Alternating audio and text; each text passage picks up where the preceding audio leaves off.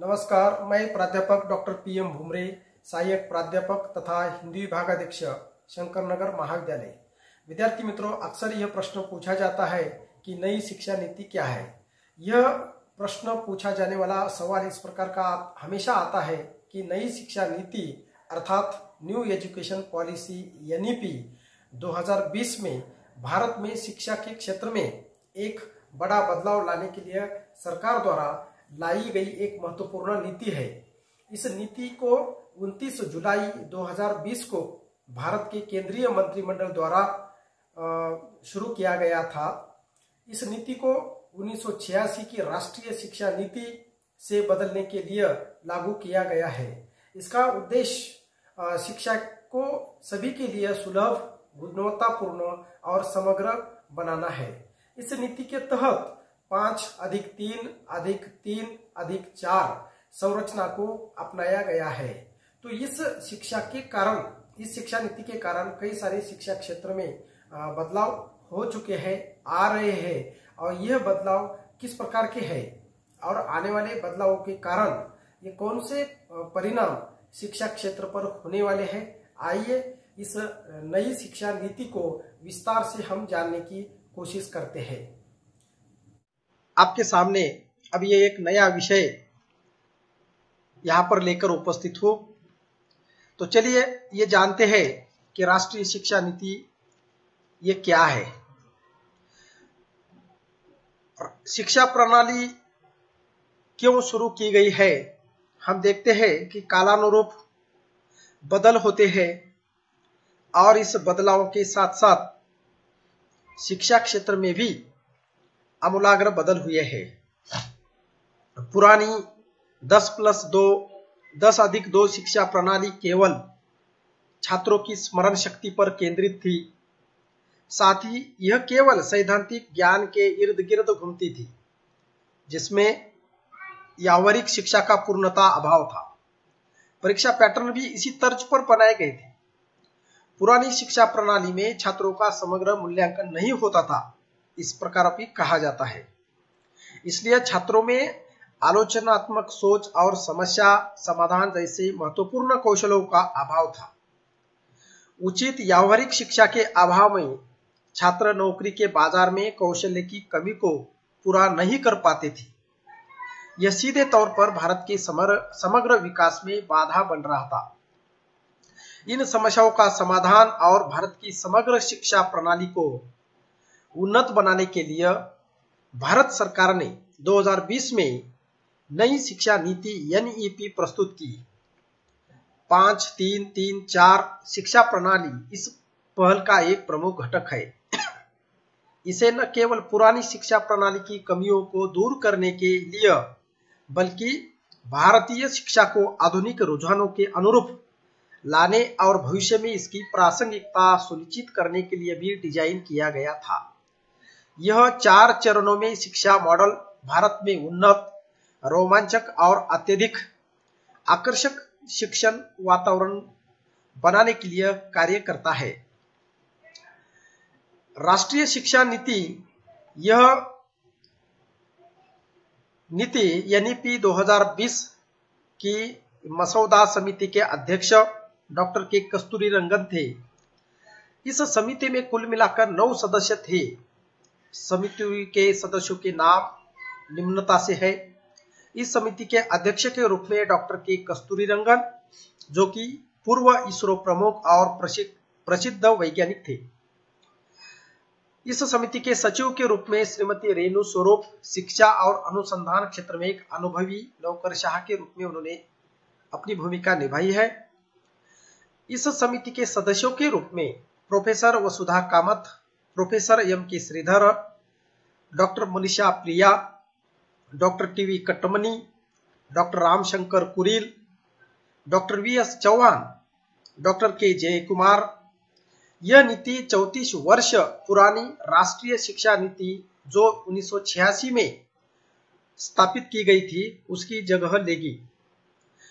वर्ष 1968 और वर्ष 1986 के बाद स्वतंत्र भारत में यह पहली राष्ट्रीय शिक्षा तय की गई है।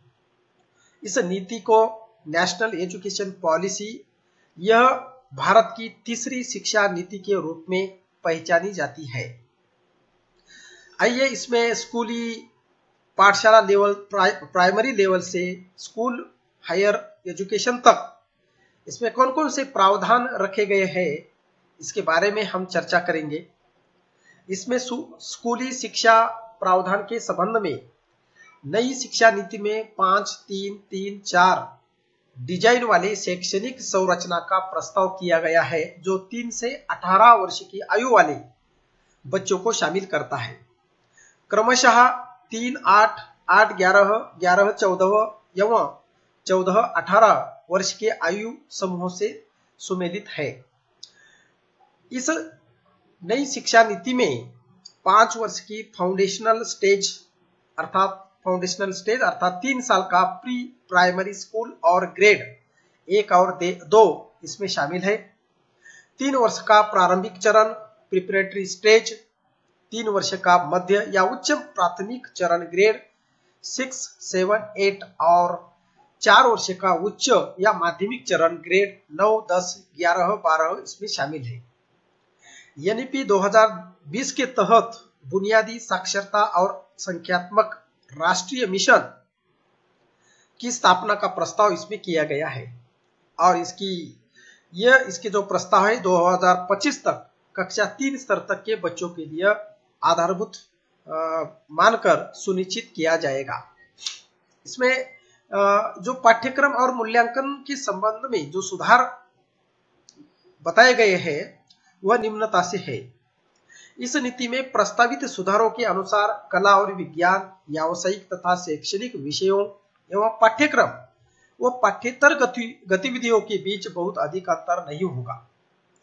कक्षा 6 से ही शैक्षिक पाठ्यक्रम में व्यावसायिक शिक्षा को शामिल कर दिया जाएगा और इसमें इंटर्नशिप की व्यवस्था भी की जाएगी, जो पहली शिक्षा व्यवस्था में नहीं थी। राष्ट्रीय शैक्षिक अनुसंधान और प्रशिक्षण परिषद, national council of educational research and training NCERT द्वारा स्कूली शिक्षा के लिए राष्ट्रीय पाठ्यक्रम रूपरेखा तैयार की जाएगी। छात्रों के समग्र विकास के लक्ष्य को ध्यान में रखते हुए कक्षा 10 और कक्षा 12 की परीक्षाओं में बदलाव किया जाएगा। इसमें भविष्य में सेमेस्टर या बहुविकल्पीय प्रश्न आदि जैसे साधनों का सुधारों को शामिल किया जा सकता है।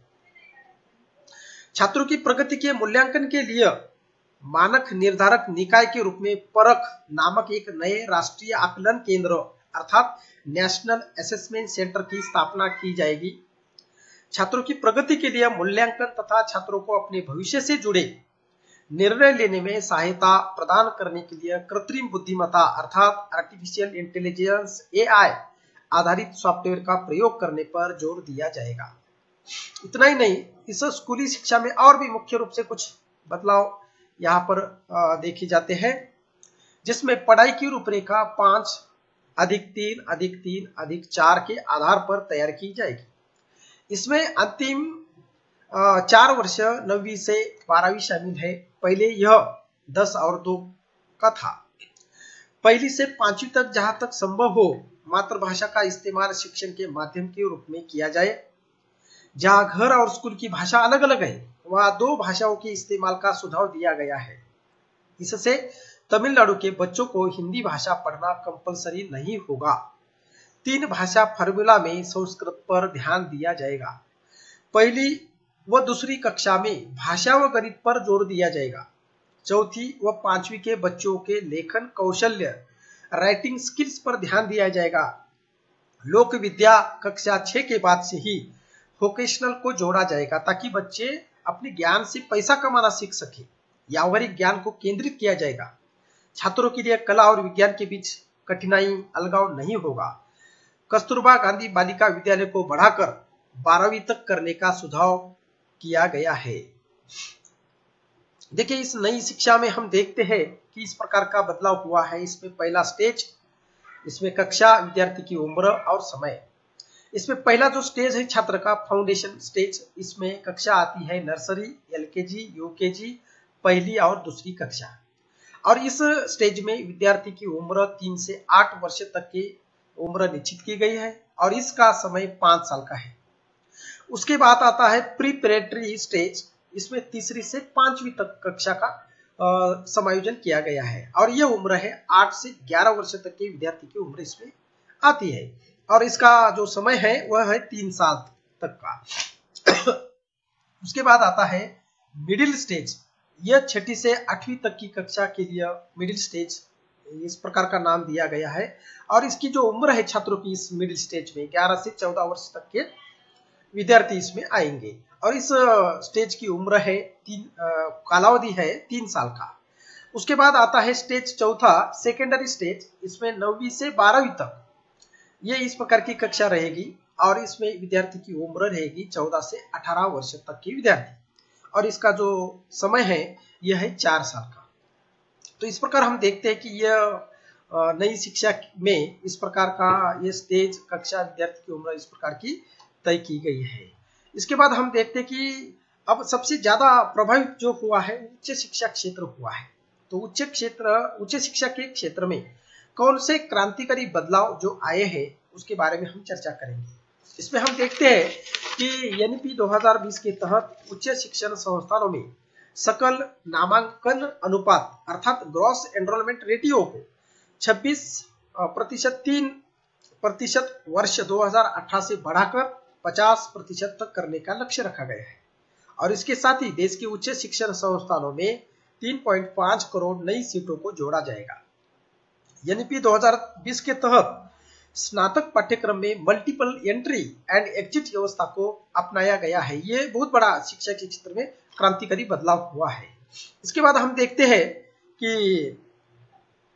इसमें अपनाया गया है, इसके तहत 3 या 4 वर्ष के स्नातक, इसमें हम देखते हैं कि उच्च शिक्षा से संबंधित इसमें बहुत बड़ा जो क्रांतिकारी बदलाव जो हुआ है वह है मल्टीपल एंट्री एंड एग्जिट व्यवस्था को अपनाया गया है। अब इसके तहत जो स्नातक कार्यक्रम है वो 3 साल या 4 साल का इसमें तय किया गया है। छात्र कई स्तरों पर पाठ्यक्रम को छोड़ सकेंगे और उन्हें उसी के अनुरूप डिग्री या प्रमाण पत्र प्रदान किया जाएगा। 1 वर्ष के बाद प्रमाण पत्र मिलेगा, 2 वर्षों के बाद एडवांस डिप्लोमा मिलेगा और 3 वर्षों के बाद स्नातक की डिग्री तथा चौथे वर्षों के बाद उसे शोध के साथ स्नातक की डिग्री मिलेगी। विभिन्न उच्च शिक्षण संस्थानों से प्राप्त अंकों या क्रेडिट को डिजिटल रूप से सुरक्षित रखने के लिए एक एकेडमिक बैंक ऑफ क्रेडिट अर्थात एबीसी ये अकाउंट दिया जाएगा ताकि अलग अलग संस्थानों में छात्रों के प्रदर्शन के आधार पर उन्हें इस एबीसी अकाउंट में उन्हें यह डिग्री प्रदान करने में आसानी हो जाएगी। नई शिक्षा नीति के तहत अब उच्च शिक्षा क्षेत्र में सबसे बड़ा क्रांतिकारी बदलाव ये आया कि इसमें पहले एमफिल था, ये एमफिल का कार्यक्रम समाप्त कर दिया गया है। ये इस प्रकार का एक बहुत बड़ा उच्च शिक्षा में बदलाव आया हुआ है।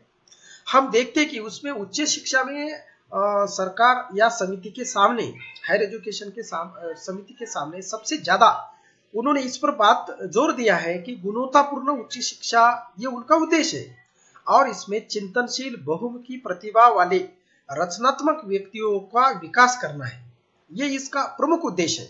और इसमें दूसरा एक उद्देश्य ऐसा है कि ज्ञान निर्माण और नवाचार का आधार इस शिक्षा को बनाया गया है। इसके बाद हम देखते हैं कि जिस प्रकार इसमें जो मास्टर प्रोग्राम होता है उसका भी समय इसमें भी बदलाव देखने को मिलता है। जैसे कि हम देखते हैं कि 1 या 2 वर्षीय स्नातकोत्तर कार्यक्रम इसमें इस नई शिक्षा नीति के अंतर्गत आया है। इसमें हम देखते हैं कि 3 वर्षीय स्नातक अर्थात 3 वर्षीय डिग्री उसने प्राप्त की है तो उसे 2 वर्षों का स्नातकोत्तर कार्यक्रम पूरा करना पड़ेगा। तो इसमें अगर उसने 4 वर्षीय स्नातक उपाधि के साथ 4 वर्षीय डिग्री का स्नातक उपाधि उसने 4 वर्षों के लिए साथ प्राप्त की है तो उसका 1 वर्षीय स्नातकोत्तर कार्यक्रम होगा। मास्टर प्रोग्राम उसका 1 वर्ष का होगा, यानी कि कुल मिलाकर इसमें 4 इयर्स बैचलर डिग्री उसे प्राप्त हो जाएगी। उसके बाद हम देखते हैं कि देखिए जैसे कि हमने यहाँ पर देखा इस ग्राफ में हम देखते हैं कि 3 से 4 साल के ग्रेजुएशन के दौरान स्टूडेंट्स के पास क्या होगा। अब मल्टीपल एंट्री और एग्जिट का विकल्प उसके सामने है, और उसके साथ साथ उसने अभी समझो कि फर्स्ट ईयर पूरा किया है, प्रथम वर्ष ही उसने पूरा किया है, तो उसको पहले सर्टिफिकेट मिलेगा और उसके बाद वो सेकंड ईयर जाएगा तो सेकंड ईयर पूरा करेगा तो उसके एडवांस डिप्लोमा मिलेगा। उसके बाद उसने थर्ड ईयर पूरा किया है तो उसे थर्ड ईयर का एक डिग्री का सर्टिफिकेट मिलेगा। उसके बाद अगर उसने फोर्थ ईयर भी पूरा किया है तो फोर्थ ईयर में हम देखेंगे कि उसे फोर्थ ईयर में बैचलर डिग्री के साथ साथ उसे एक रिसर्च सर्टिफिकेट भी प्राप्त होगा जो उसे पीएचडी करने के लिए उसे सुविधा होगी। इसमें हम देखते हैं इस प्रकार का एक बहुत बड़ा क्रांतिकारी बदलाव हुआ है। भारतीय उच्च शिक्षा आयोग ये इस प्रकार का इसमें इन्होंने कुछ क्रांतिकारी बदलाव किए हैं। हम इसे देखते हैं कि इसका भारतीय उच्च शिक्षा आयोग, हम इसको अंग्रेजी में HECI अर्थात higher education commission of India, ये जो परिकल्पना की गई है अर्थात भारतीय उच्च शिक्षा परिषद ने इसमें कुछ क्रांतिकारी बदलाव जो किए हैं उसके लिए भारतीय उच्च शिक्षा आयोग चिकित्सा एवं कानूनी शिक्षा को छोड़कर, चिकित्सा ध्यान में ये रखे कि चिकित्सा एवं कानूनी शिक्षा को छोड़कर पूरे उच्च शिक्षा क्षेत्र के लिए एकल निकाय सिंगल अम्ब्रेला बॉडी के रूप में यह HECI कार्य करेगा। HECI के कार्य के प्रभावी निष्पादन हेतु 4 निकाय अर्थात 4 समितियों का 4 विभाग इस प्रकार के बनाए गए हैं। इसमें पहला है राष्ट्रीय उच्चतर शिक्षा नियामकीय परिषद, इसका नाम है national higher education regulatory council NHERC। यह क्या करेगा तो शिक्षक शिक्षा सहित उच्च शिक्षा क्षेत्र के लिए एक नियामक का कार्य करेगा। उसके बाद दूसरा है सामान्य शिक्षा परिषद GEC जनरल एजुकेशन काउंसिल। ये क्या करेगा, ये सिर्फ उच्च शिक्षा कार्यक्रमों के लिए अपेक्षित सीखने के परिणाम को ढांचा तैयार करेगा अर्थात उनके मानक निर्धारण करने का काम करेगा। उसके बाद हम देखते हैं कि तीसरा जो निकाय है इसमें राष्ट्रीय प्रत्यायन परिषद अर्थात नेशनल एक्रेडिटेशन काउंसिल NAC, यह संस्थानों के प्रत्यायन का कार्य करेगा जो मुख्य रूप से बुनियादी मानदंडों, सार्वजनिक स्वप्रकटीकरण, सुशासन और परिणामों पर आधारित होगा। उसके बाद जो चौथा इसमें एक एकल निकाय जो बॉडी है वह क्या करेगी तो उसका नाम है उच्चतर शिक्षा अनुदान परिषद अर्थात higher education grants council HGFC। ये क्या करेगा, कॉलेजों एवं विश्वविद्यालयों के लिए वित्त पोषण का कार्य करेगा। नोट इसमें सूचना के रूप में हम ये देख सकते हैं कि गौरतलब है कि वर्तमान में उच्च शिक्षा निकायों का विनियमन कौन करता है तो UGC करती है, और उसके बाद अखिल भारतीय तकनीकी शिक्षा परिषद नाम की एक संस्था है, उसके बाद राष्ट्रीय अध्यापक शिक्षा परिषद है। ऐसे निकायों के माध्यम से अभी फिलहाल यह उच्च शिक्षा का नियोजन किया जाता है। लेकिन अभी ये जैसे ही NEP अभी लागू हो गई है तो NEP के अंतर्गत भारतीय उच्च शिक्षा आयोग HECI के अंडर में ये 4 निकाय, जैसे हमने बताया कि ये 4 निकाय इस प्रकार का कार्य करेंगे। उसके बाद हम देखते हैं कि ये तीन प्रकार के HEI होंगे। उसमें 3 प्रकार के यूनिवर्सिटीज इस प्रकार की है। उच्च शिक्षा में यह बहुत बड़ा क्रांतिकारी बदलाव आया है। इसमें हम देखते हैं कि पहला है रिसर्च यूनिवर्सिटीज और दूसरा है टीचिंग यूनिवर्सिटीज और चौथा है ऑटोनॉमस कॉलेज। इसमें हम देखते हैं कि बहुविषयक शिक्षा एवं शोध विश्वविद्यालय multi disciplinary education and research universities MERU इस प्रकार का उसको शॉर्ट फॉर्म में कहते हैं। उसके बाद हम देखते हैं कि समग्र और बहुविषयक शिक्षा के लिए IIT IIM आदि की तरह आदर्श सार्वजनिक विश्वविद्यालय मॉडल पब्लिक स्कूल यूनिवर्सिटीज इस प्रकार की भी स्थापना करने का इसमें आयोजन है। उसके बाद हम देखते हैं कि इसमें ये उच्च शिक्षा के क्षेत्र में सबसे ज्यादा जो आजकल चर्चा में चल रहा है इसमें जो है कि multiply entry and exit system ये क्या है, ये छात्रों को थोड़ा सा समझने में इसमें आसानी जाएगी, इसलिए हमने यह मुद्दा इसमें शामिल कर लिया है। तो इसमें मल्टीप्ले एंट्री और एग्जिट सिस्टम क्या है, अर्थात हम देखते हैं कि ऊपर हमने देखा 4 साल का स्नातकोत्तर कार्यक्रम है, प्रोग्राम है। इसमें अगर पहले साल में या दूसरे साल में या तीसरे साल में किसी भी कारणों से अगर छात्र पढ़ाई से दूर जाता है, पढ़ाई उसकी छूट जाती है, तो वह उसकी मतलब उसका एग्जिट हो गया तो वह कभी भी बाद में भी एंट्री कर सकता है। पीछे की पढ़ाई उसकी चालू रहेगी, जारी रहेगी, क्योंकि उसका पूरा रिकॉर्ड वो ये एकेडमिक बैंक क्रेडिट में जमा रहेगा। इसलिए ये multiply entry and exit system ये बहुत आसान है। इसमें हम देखते हैं कि एंट्री का मतलब है, इसका मतलब है कि छात्र एक कोर्स में एक से अधिक बार प्रवेश ले सकते हैं। उदाहरण के लिए यदि कोई छात्र एक साल की पढ़ाई के बाद कोर्स छोड़ देता है तो उसे सर्टिफिकेट मिलेगा और वो बाद में उसी कोर्स में फिर से प्रवेश ले सकता है। ये एंट्री का है, मल्टीपल एंट्री। और मल्टीपल एग्जिट ऐसा है कि इसका मतलब है कि छात्र अपनी पढ़ाई को बीच में कभी भी छोड़ सकते हैं और उन्हें उस स्तर तक का प्रमाण पत्र या डिग्री मिल जाएगी जो उन्होंने पूरा कर लिया है। मेरे ख्याल से ये छात्रों की बहुत फायदे की बात है, क्योंकि पहले जब प्रथम वर्ष या द्वितीय वर्ष किसी भी वर्ष में किसी भी कारणों से उसकी पढ़ाई छूट जाती थी तो उसको किसी भी प्रकार का सर्टिफिकेट नहीं मिलता था। अभी इस नई शिक्षा में ये छात्रों के लिए, सभी छात्रों के लिए इसका फायदा यह है कि अगर पढ़ाई बीच में ही छोड़ दी है, पढ़ाई जितनी हुई उतना सर्टिफिकेट यहाँ पर देने का प्रावधान इस एनईपी में है। इसका ये बहुत बड़ा एक हम देखेंगे फायदा है। इसमें क्रेडिट एकत्रीकरण है। आपका जो क्रेडिट होते हैं छात्रों के क्रेडिट है, छात्र द्वारा अर्जित क्रेडिट को एक विशिष्ट अवधि के लिए संग्रहित किया जाएगा और छात्र बाद में उन क्रेडिट का उपयोग करके अपनी पढ़ाई को फिर से शुरू कर सकता है। उदाहरण के लिए यदि वह छात्र एक साल बाद पढ़ाई छोड़ देता है तो उसे एक सर्टिफिकेट मिलेगा। यदि वह छात्र 2 साल बाद पढ़ाई छोड़ देता है तो उसे एक डिप्लोमा मिलेगा। यदि वह छात्र 3 साल बाद पढ़ाई छोड़ देता है तो उसे एक डिग्री मिलेगी। और यदि वह चौथे वर्ष में अपनी पढ़ाई पूरी करता है तो उसे ऑनर्स डिग्री मिलेगी। यदि वह छात्र बाद में अपनी पढ़ाई फिर से शुरू करना चाहता है तो अपनी पढ़ाई जारी रख सकता है। इस प्रकार का इसमें क्रांतिकारी बदलाव हुआ है।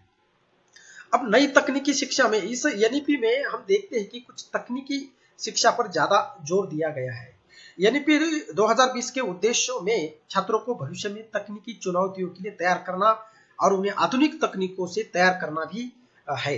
तकनीकी शिक्षा को लेकर नई शिक्षा नीति 2020 के कुछ प्रमुख उद्देश्य इस प्रकार के हैं। अब डिजिटल शिक्षा का विस्तार करना है। छात्रों को ऑनलाइन और डिजिटल प्लेटफॉर्म्स के माध्यम से शिक्षा प्राप्त करने के अधिक अवसर मिलेंगे। ई लर्निंग प्लेटफॉर्म्स और डिजिटल संसाधनों का उपयोग बढ़ाया जाएगा। तकनीकी कौशल्य विकास, छात्रों को विभिन्न तकनीकी कौशल्य जैसे कोडिंग, एआई, रोबोटिक्स और डेटा साइंस में प्रशिक्षण दिया जाएगा, जिससे वे तकनीकी रूप से सक्षम बन सकने की संभावना अधिक है। नवाचार और शोध और नवाचार को प्रोत्साहित करने के लिए संसाधन और सुविधाएं प्रदान की जाएगी। राष्ट्रीय अनुसंधान फाउंडेशन अर्थात एनआरएफ की स्थापना भी इस एनईपी के अंतर्गत की जा रही है, जिसमें उच्च गुणवत्ता वाले शोध को बढ़ावा दिया जाएगा। इस नई शिक्षा नीति के कुछ मुझे ऐसे लगता है कि इसमें बहुत सारे कुछ गुण हैं। तो ये गुण कौन से हैं? तो इसमें प्रमुख रूप से जैसे कि पहले ही मैंने बताया कि इसमें कोई भाषा का बंधन नहीं है। एक मातृभाषा, एक स्थानिक भाषा है, एक राजभाषा है, एक राष्ट्रभाषा है। तो ये इस प्रकार का इसमें मौका है। इसमें देखते हैं कि हम पहले इसका पहला जो गुण है मातृभाषा में शिक्षा, बच्चों को उनकी मातृभाषा में पढ़ने का मौका मिलता है, जिससे वे आसानी से समझ सकते हैं और सीख सकते हैं। ये नई शिक्षा नीति का पहला गुण है। इसमें और हम देखते हैं कि खेल खेल में सीखना, पढ़ाई को मजेदार बनाया गया है ताकि बच्चे बिना बोझ महसूस किए सीख सके। पहले देखते हैं कि हम बच्चों के पीठ पर बहुत सारा बोझ रखना पड़ता था, किताबें उसमें जमा रहती थी और वो स्कूल में लेके जाता था, लेकिन अभी वैसा नहीं है। ये इसमें ज्यादातर खेल क्रीड़ा और भी जो अदर गतिविधियां हैं उसको इसमें शामिल किया गया है। तीसरी बात है कि तीसरा इसमें प्रमुख गुण है कौशल्य विकास। सिर्फ किताबों का ज्ञान ही नहीं बल्कि बच्चों में सोचने, समझने और काम करने की क्षमता भी विकसित की जाती है। शिक्षकों का प्रशिक्षण भी इसमें नए तरीकों से पढ़ाने के लिए शिक्षकों को भी प्रशिक्षित किया जा रहा है। कला और संस्कृति, इसमें हम देखते हैं कि भारतीय बच्चों को कला और संस्कृति के प्रति रुचि यहाँ पर जगाने का, इस प्रकार का प्रोत्साहन देने का काम इस नई शिक्षा की नीति में हुआ है। शारीरिक शिक्षा, अधिकतर बच्चों को तंदुरुस्त बनाने के लिए इसमें शारीरिक और मानसिक विकास के लिए शारीरिक शिक्षा पर नई शिक्षा नीति में जोर दिया गया है। हम इसमें एनईपी के अंतर्गत कुछ महत्वपूर्ण यहाँ पर विशेषताएं देखते हैं कि मानव संसाधन विकास मंत्रालय, अभी ये उसका नाम बदल कर रखा गया है। तो मानव संसाधन विकास मंत्रालय ये पुराना नाम था, अब उसकी जगह पर शिक्षा मंत्रालय ये इस प्रकार का नया नाम इसमें बन गया है और ये अभी काम करना इसने शुरू कर दिया है। भारत सरकार शिक्षा पर व्यय अपनी जो खर्च होता है तो वो पहले खर्च था सकल घरेलू उत्पाद के अर्थात जीडीपी के अनुसार हिसाब से 1% 6% इस प्रकार का खर्च था। अभी उसको बढ़ाकर 6% करने का इसमें योजना है। सरकार वर्ष 35 के अंत तक सकल नामांकन अनुपात को 50% बढ़ाने का प्रयास करने वाली है। अर्थात एनईपी ने एक समग्र प्रगति कार्ड की अवधारणा पेश की है। इस रिपोर्ट कार्ड में कई महत्वपूर्ण पहलू शामिल होंगे, जैसे साथियों, अभिभावकों और शिक्षकों से प्राप्त फीडबैक और छात्र का आत्म मूल्यांकन इसमें होने वाला है। एनईपी ने एक नया वार्षिक रिपोर्ट कार्ड पैटर्न भी पेश किया है जिसका नाम है परख। इसका अर्थ है कि प्रदर्शन, मूल्यांकन, समीक्षा, ज्ञान का विश्लेषण और समग्र विकास। यह परख मतलब ये एक असेसमेंट करने का एक पोर्टल है और ये व्यापक रिपोर्ट कार्ड छात्रों के अध्ययन, खेल और अन्य सभी शैक्षणिक गतिविधियों में उनके प्रदर्शन को स्पष्ट रूप से दर्शाएगा। एकेडमिक बैंक ऑफ क्रेडिट भी एनईपी 2020 द्वारा घोषित नई अवधारणा है जिसमें व्यक्तिगत छात्रों द्वारा उन्हें सीखने की यात्रा के दौरान अर्जित क्रेडिट की जानकारी डिजिटल रूप से संग्रहित की जाएगी। उच्च शिक्षा में अनुसंधान के लिए उपयुक्त वातावरण विकसित करने हेतु राष्ट्रीय अनुसंधान फाउंडेशन की स्थापना की जाएगी। एनईपी 2020 में 4 वर्ष की bachelor of education BEd degree अनिवार्य हुई है। इसमें हम देखते हैं कि इस प्रकार के कुछ महत्वपूर्ण शिक्षा क्षेत्र में क्रांतिकारी बदलाव हुए हैं। और भी इसमें कई सारे महत्वपूर्ण मुद्दे हैं, जैसे कि मैंने समय के अभाव में वह मुद्दे नहीं लिया है। जैसे कि इसमें विकलांग बच्चों हेतु बहुत कुछ प्रावधान किए हैं, जैसे विकलांग बच्चों के लिए नए नए उपकरण, प्रशिक्षण केंद्र, संसाधन केंद्र, आवास, कई सारे नए उपकरणों का इसमें समायोजन किया गया है। डिजिटल शिक्षा से संबंधित प्रावधान अब पूरा डिजिटल ही होने वाला है। इसमें कई सारे डिजिटल बातों पर जोर दिया गया है। पारंपरिक ज्ञान हमें प्राप्त करने के लिए इसमें कई सारे भारतीय ज्ञान प्रणालियां, जनजातीय एवं स्वदेशी ज्ञान इसमें शामिल किया गया है। पाठ्यक्रम सटीक एवं वैज्ञानिक तरीकों से बनाया जा रहा है। इसमें विशेष रूप से विशेष बिंदु के रूप में हम ये कह सकते हैं कि इसमें आकांक्षी जिले अर्थात एस्पिरेशनल डिस्ट्रिक्ट्स जैसे क्षेत्र जहां बड़ी संख्या में आर्थिक, सामाजिक या जातिगत बाधाओं का सामना करने वाले छात्र पाए जाते हैं, वहां पर विशेष शैक्षिक क्षेत्र स्पेशल एजुकेशनल जोन्स के रूप में उन्हें नामित किया जाएगा।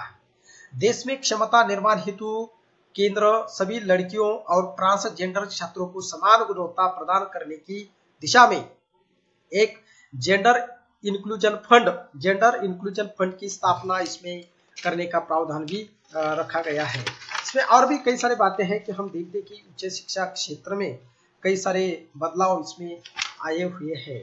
इतना ही नहीं, वित्तीय सहायता इसमें सभी प्रकार के बच्चों को जैसे कि एससी, एसटी, ओबीसी और अन्य सामाजिक और आर्थिक रूप से वंचित समूहों से संबंधित मेधावी छात्रों को प्रोत्साहन के रूप में वित्तीय सहायता जिस प्रकार पहले दी जाती थी उसी प्रकार आगे भी इस नई शिक्षा नीति में भी वित्तीय सहायता प्रदान की जाने का प्रावधान इसमें रखा गया है।